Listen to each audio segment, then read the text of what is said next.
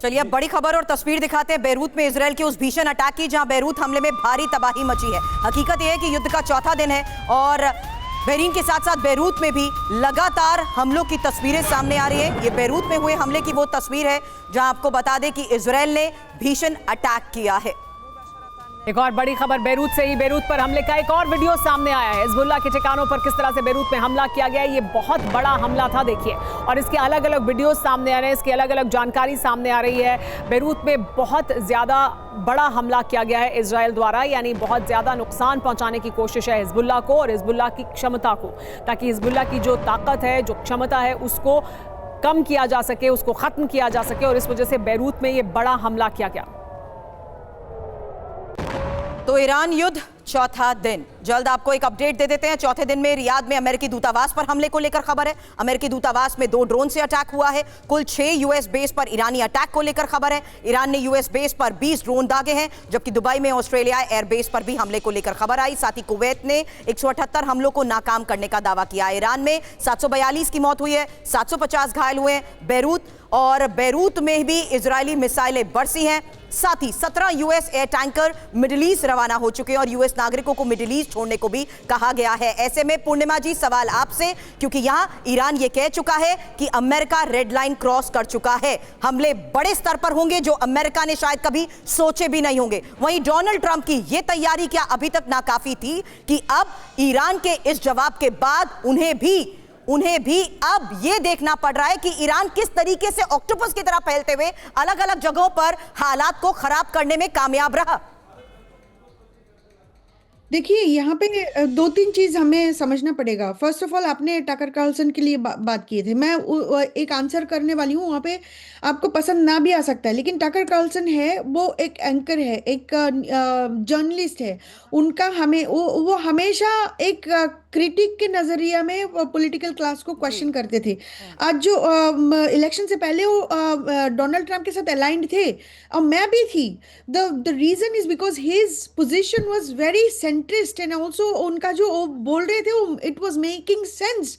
He was anti war person, that's how he position himself. अभी जाने के बाद इन द टर्म 2 में he changed his position. Shifting alliance is a problem.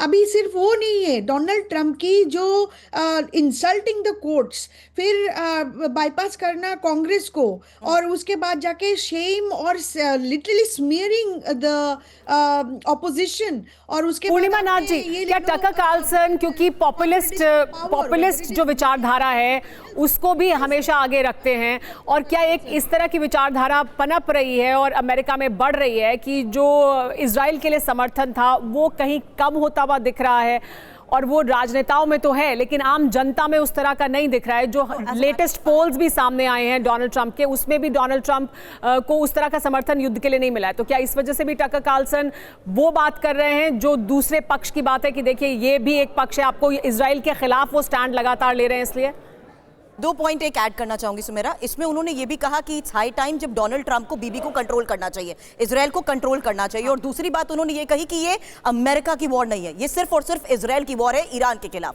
वही मैं पूर्णिमा नाथ जी आपसे जानना चाहती थी कि एक इजराइल को सवाल करना, क्योंकि इजराइल का जो समर्थन है वो अनक्वेश्चन समर्थन नहीं होना चाहिए, उस पर सवाल होने चाहिए, वो क्या कर रहे हैं इस पर सवाल होने चाहिए।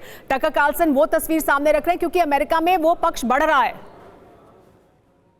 आपने देखा होगा पिछले एटलीस्ट 1 साल 1.5 साल में आपने देखा होगा जो sympathy towards the Palestine cause has increased in America, और जो एकदम एक तरफा यूनिलैटरल जो एक सपोर्ट था इजराइल का वो कम हुआ है।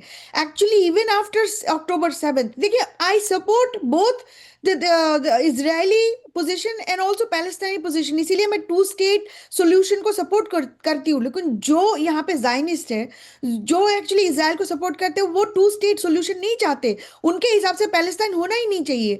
तो ये जो एक तरफा कॉन्वर्सेशन होती है, कभी कभी हमें भी प्रॉब्लमेटिक लगती है। सो टकर कार्लसन का जो पोजिशन है अभी, he is actually bringing those independent voices. अगर आप जर्नलिस्ट हो, आपको आपकी रिस्पॉन्सिबिलिटी बनती है कि आप दोनों तरफा का क्वेश्चन करें।